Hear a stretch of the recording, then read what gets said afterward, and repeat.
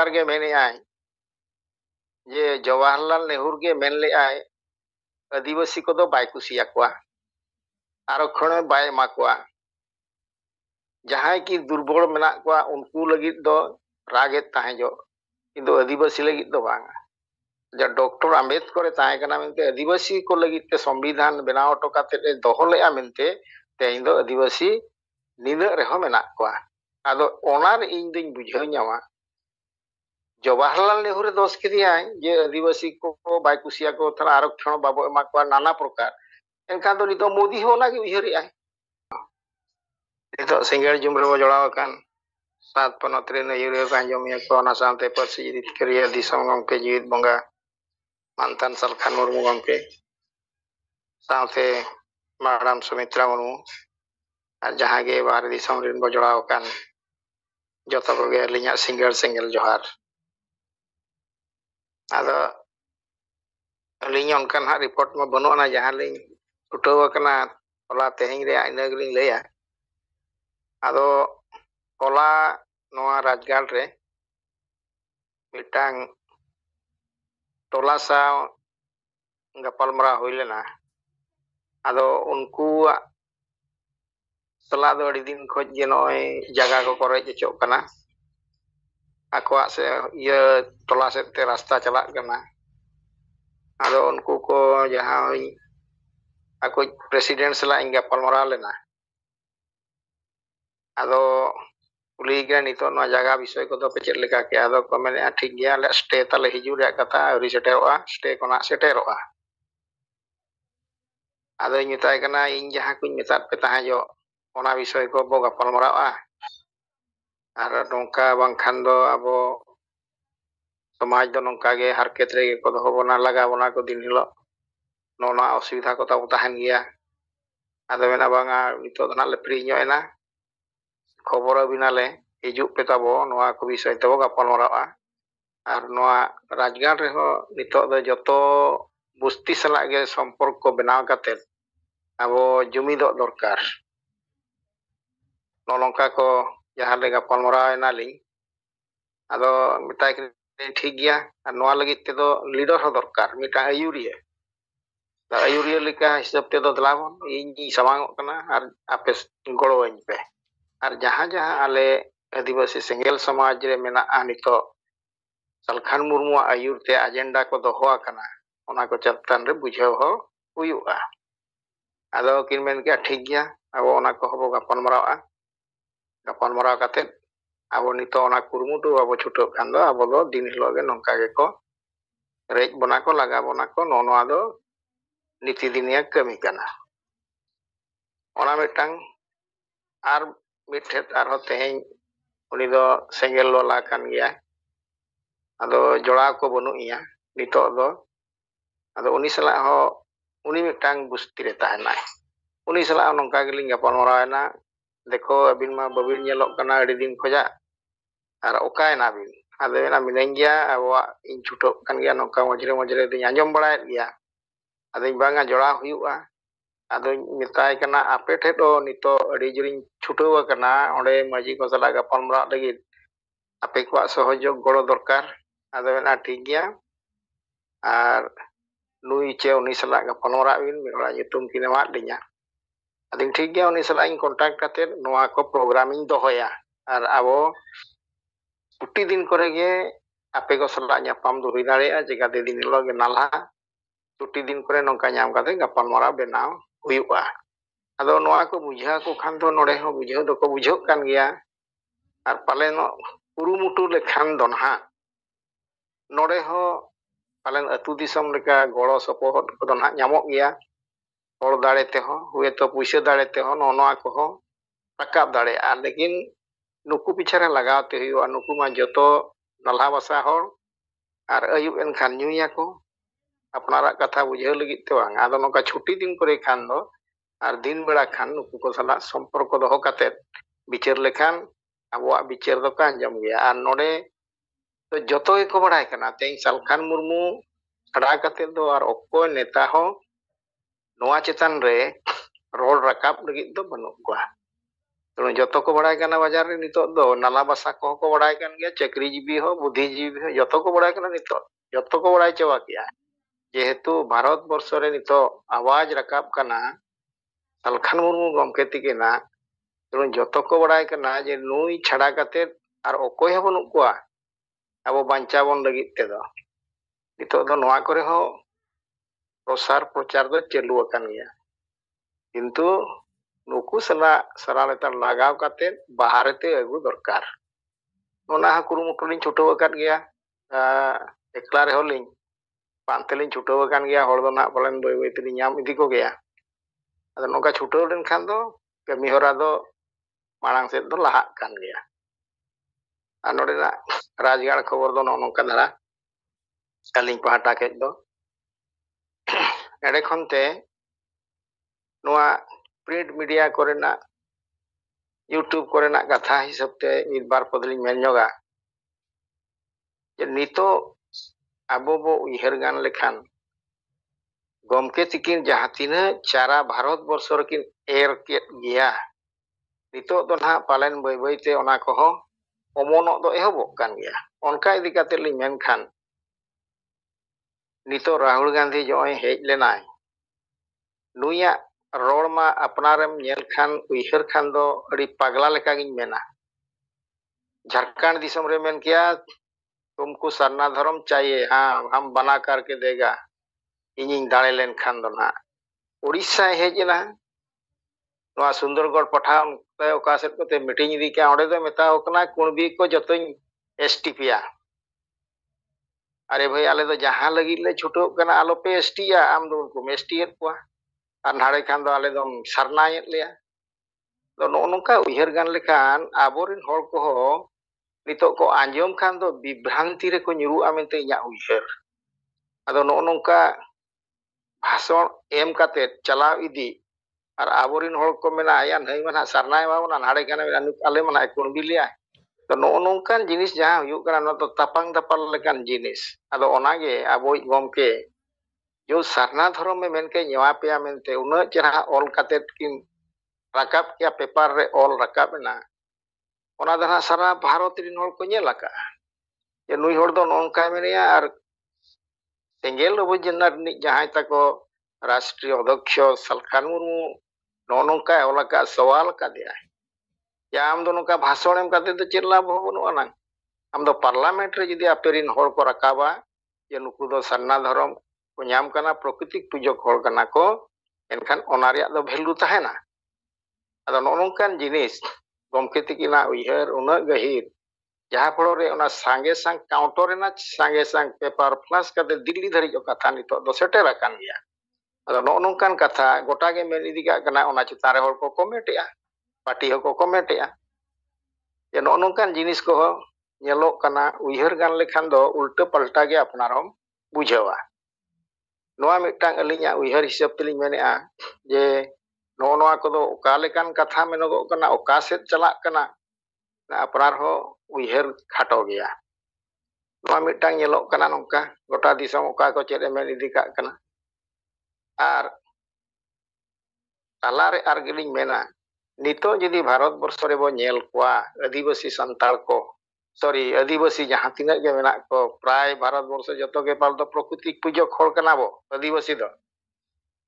নুকু চেতান রে do nongka ho rol rakap kana bhajapa sarkar নুকু লাগি do chet hoba chikai a gota ge nongka ge nachar ge chalu kana nit dhari Manipur re बाय हेज लेना कथा समाधान गे हलागे बेटा लिᱧᱮᱞᱮ ᱛᱟᱦᱮᱸ जो राजस्थान रे अले आदिवासी को चेल लेका पीएट को नि पार्लियामेंट रे मेने आई आदिवासी दो चिली कना ले अले आदिवासी दो हड़ दोले बांग कना आदिवासी जगह पे रे जे लेया चक्री बापे माले कना नाना प्रकार असुविधा रे पे दो होय लेया तमाने नोनोंकान जिनिस नित दो रकाब कना भाजपा सरकार ओडे ताहेन तुलुय नोंका अवस्था ओडिशा रे नवीन सरकार ताहेन रो नोंका अवस्था तमाने आबो हड़ लगित ते तो नित पर्यंत ओकोय हवा कुइहरेया আর যাহাই উইহারে আয় যদি বো মেনগান খান দো আবই জীবিত বঙ্গা সালখান মুর্মু উনি পুছার দো কহে বনু না যদি সান্তাল বা আদিবাসী সমাজ তেন যদি গোটা ভারত রে কো উইহার গান নাম দাঁড়িয়া নুই গে নেতা নুই গে আবু মাধ্যম তে চড়তে বো রাকাব দাঁড়িয়া যদি বো জুমিদोगा এনখান দো চেতান তে আড়ি লাগে বো রাকাবা আর যাহা কে বো মেন দাঁড়িয়া ওনাগে হুᱭᱩᱜᱼᱟ নিতো তো গোটা গে ছুটাव আকানা को सरकार साला लड़ाई जे ओकोय मेने इन दो आदिवासी में ओकोय मेने इन दो ओबीसी में नाना प्रकार चलू आकाना तेणु नोका जहां दाड़े प्रदर्शन दाड़ियादाय जोर सुरते उनी दो जुड़ू ᱧᱟᱢᱮᱜᱼᱟ और जहां बाय छुटोग कना दो बाय ᱧᱟᱢᱮᱜᱼᱟ दो ओने उनका आबो गमके सरालेतार गे ओना चितान रे आबो किन बुझावबोन कना जे जहां तिना पे कमी कना स्पीडी कम योआ आर कट स्पीडी बढ़ाव पे जे बढ़ाव माने दो चेर जहां रणनीति किन एमकार ओना 4टी 5टी पॉइंट ओना चितान पे ओंडे फोकस पे और अतु अतु सेनो पे अतु मजी सला गापालमरा पे अतु हड़ बुझेवा को पे हड़ को बुझेव कना निहाती आबो सला को सेलेदोआ आजो नोना कमी कुमा आबो निहाती दरकार कान गया नोनका ते नांग सारा भारत रिन आदिवासी जदि बो बुझेवा एनखान दो जहां बो डिमांडया जतोआ गबो ᱧᱟᱢ दाड़िया आदो नोनवा रे आबो नित दो कुरुमुटु ताहेन दरकार आदो नोनका गे गोटा आबो आदिवासी चितान रे दो कमी चलू आकाना और ओकारे हो पालेनो बेस रे दो आदिवासी दो नितो दो बनु को और जदि तेहें आर गे दोहड़ाते पालेन भाजपा सरकार को बेनावाय एनखान दो आदिवासी को अस्तित्व दो ओकारे ताहेना बाबो मेन दाड़िया और आबो गमके मेनके लेका जदि आबो बाबो जुमिदोआ बाबो लड़ाईया एनखान आदिवासी दो गोज गयाबो और हबो गुजुआ और दिन गेबो गुजुक कना नोनका परिस्थिति नितो दो ना सेटेर आकाना और जदि नुई सरकार गे बेनावा एनखान दो आरक्षण हो बाय ताहेना ताबो चाकरी रो बांगा एमएलए एमपी रो बांगा चे ओलो रो बांगा चे रो बांगा सब काटी दियो उनका हो हुयुआ नोनका हो ñeloग कना आदो नय पार्लामेंट करे हो नय ñeloग कना हलाना मांदेर लोगा पार्लामेंट रे मोदी सरकार गे मेने आय जे जवाहरलाल नेहरू गे मेन ले आय आदिवासी को दो बाय कुसिया कोआ आरक्षण बाय मा कोआ जहां की दुर्बल मेना कोआ उनको लगित दो रागे ताहे जो किंतु आदिवासी लगित दो बांगा जा डॉक्टर आम्बेडकर ताहे कना मेनते आदिवासी को लगित ते संविधान बनाव टोकाते दोहो लेआ मेनते तेइन दो आदिवासी निना रेहो मेना कोआ आदो ओनार इन दिन बुझाव ᱧामा जवाहरलाल नेहरू दोष किदिया जे आदिवासी को बाय कुसिया को थरा आरक्षण बाबो एमा को नाना प्रकार एनखान दो नितो मोदी हो लागे उयहरी आय सेदाय को मेन लेता आले हो नितो ओना गेले मेने आदो ओने उनका कथा जे नुकु हो आबो चितान रे दो कुसी दो बनु को तेणु ओना को उयहर काते आबो निजे तेगे लड़ाई काते जदि गमकेया दाड़े और कटिज बो केटेजा एनखान आबो जहां लेका बो मेन दाड़ेया उनका गे आबो को दिसम बो बनाव दाड़ेया आदो जहां नोनका लिया उयहर ते ñelते रिपोर्ट को लिंग एम बड़ा ñok किया आदो भुवनेश्वर बखरा हो लिंग कुरुमुटु रेगे मेना आका लिया छुटक गान गया लिंग और पैसा कोमा आले जहां तिना मेना लिया प्राय ना को भेजा का बलिंग कांटेक्ट बड़ा आकात को कांटेक्ट बड़ा काते नोआ रिपोर्ट कोना दरकार पड़ा खान आर मिद धाव लिंग एमा पैसा पत्र कथा को रिपोर्ट ना लिंग लई सदरा ताबो मा तबे जहां तिना लिया खाटो मचा रिपोर्ट ताहे कना ना लिंग सदर किया ताबो गमके तिकिन सावते जहां बो जड़ाव कान जतो को गे लिया मुचेत सिंगल सिंगल जोहार उड़न गमके आंजम लेन गया तो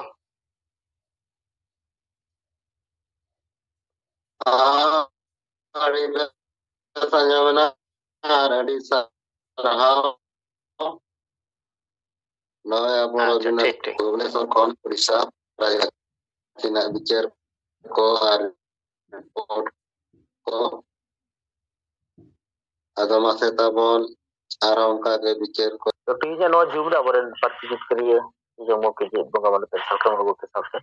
बरन झारे मैडम सुमित्रा मुर्मू साथे नो जुगदा जपड़ाव कान आदि सिंगल बुजारेन सनम सिंगल लीडर को इन पता से कोन आदि दुगुन मना सरावत मानक जोहार सिंगा बसवा सिंगा मांडी रिलेशन सिंगल टे प्रेसिडेंट तो इमिटन सोशल मीडिया तलाते बड़ाय करने मैसेज मिटन रिपोर्टिंग लेबो करना जहां दो अब बाकुड़ा यूनिवर्सिटी संताली डिपार्टमेंट खन सपड़ाओ journal of emerging technology and innovative research on Santali department खन in brief of history of Santali language and literature chetar re ola kana ona report no abo Santali parsi 8 schedule chitare report ko samanga kada jaha re do no parsi 8 schedule re sele reda sariya jaha nagam no do ekal ge bangko sab rakab aka ᱚᱸᱰᱮ ᱱᱩᱭ ᱥᱩᱵᱳᱫᱷ ᱦᱟᱸᱥᱫᱟ ᱥᱟᱶᱛᱮ West Bengal ᱨᱮᱱ ᱱᱩᱠᱩ ᱵᱟᱢ front ᱨᱮᱱ ᱩᱱᱨᱮᱱ ᱮᱢᱮᱞᱮ ᱮᱵᱚᱝ MP ᱠᱚᱣᱟᱜ ᱠᱟᱛᱷᱟ ᱠᱚᱜᱮ ᱵᱤᱥᱮᱥ ᱠᱟᱭᱛᱮ ᱚᱞ ᱟᱠᱟᱱᱟ ᱛᱚ ᱱᱚᱣᱟ ᱫᱚ ᱟᱹᱰᱤ ᱵᱟᱝ ᱴᱷᱤᱠ ᱢᱤᱫ ᱨᱤᱯᱳᱨᱴ ᱠᱚ ᱥᱟᱯᱲᱟᱣ ᱟᱠᱟᱜᱼᱟ ᱡᱟᱦᱟᱸ ᱯᱟᱹᱨᱥᱤ ᱡᱤᱛᱠᱟᱹᱨ ᱞᱟᱹᱜᱤᱫ ᱛᱮ ᱡᱟᱦᱟᱸᱭ ᱜᱚᱝᱠᱮ ᱟᱵᱚᱨᱮᱱ ᱪᱮᱫ ᱵᱚᱸᱜᱟ Salkhan Murmu Santali parsi episode re lagi te parliament re ayak kutniti ayak bicar ayak kata jaha tinae rod rakab akada ona saute bhasa morcha talate bharat disam ren sanam Santali parsi duluriya ko sangothon ko gate gate no andolon parliament बाहर रे जहां लेका हुई सेता कना नोरिया सारी नगम लेकाते दो पार्सी जितके लगी से संतली पार्सी एक जरूर से लगी ते दो जतखन मारंग भूमिका दो जे बंगा सरकार मुर्मु के कना मेनखान नुकु ओना रिपोर्ट रे अब गोंके कथा भाषा मोर्चा रिया कथा चेत के बाको ऑल रकाब लेया ऐसे कावा कथा ओंडे को ऑल सामांग कदा तो नोंकना सारी नगम नुको सांताले डिपार्टमेंट पाटा से खोना गोरदास मुर्मू नितुमान गोमके या नोआ रिसर्च रिपोर्ट नोआ को सामांग का तो नोआ दो सारिया नगम tapal rena mid adi marang kami hora nuku ko kami kana Santali department Bakura University kon ar nuku gongke ko ge abo West Bengal Santali jaha board mena noa koren kichu member ko kana ko to no nungkana meten bari kami abo protibad te huya bona ar noa protibad abo chet leka bo saplao lekhan beso noa ria kichu suggestion ko Bengal Pata se khona hale lagi te mane badai lagi te abo jun kala khona jodi kichu suggestion ko hijua to adi beso ko to sato abo adivasi somaj re non political bakrate jaha uyhar bichar jaha khatir te abo nito no Bharat disam furgal kate 75 sal parliament re ho abora संवैधानिक अधिकार जोड़ो को बाबो नाम दाड़े एकदा example लेकाते नोडे अब no धरती से जुदी उपयोगा मालदीव मेटेन राष्ट्र कना जहां रे मात्र 5 लाख हड़ मेना भूटान रे उनकागे 7.5 लाख गान आरहो नुका आदि आयमा दिसोम मेना जहां रे दो नुको जनसंख्या रे परिमाण abo santal ko no Bharat disam re jaha tina menak bona ona ria tulojoka te do adi ko kom dia enkan abo nuna santal tahe kate reho abo santali parsi Bharat disam ria meten raj parsi lekate babo benaw dare ya kana to adi madang meten abo lagit te laga pada kana ar noa lagit te uyhar ekmatro aboren adibasi sengel obhijan ren ayuriya Salkhan Murmu ge uyhar kana je ren jati lekate uprum bancao dohoy lagit te meten parti bancao lagit te do meten disom lagaa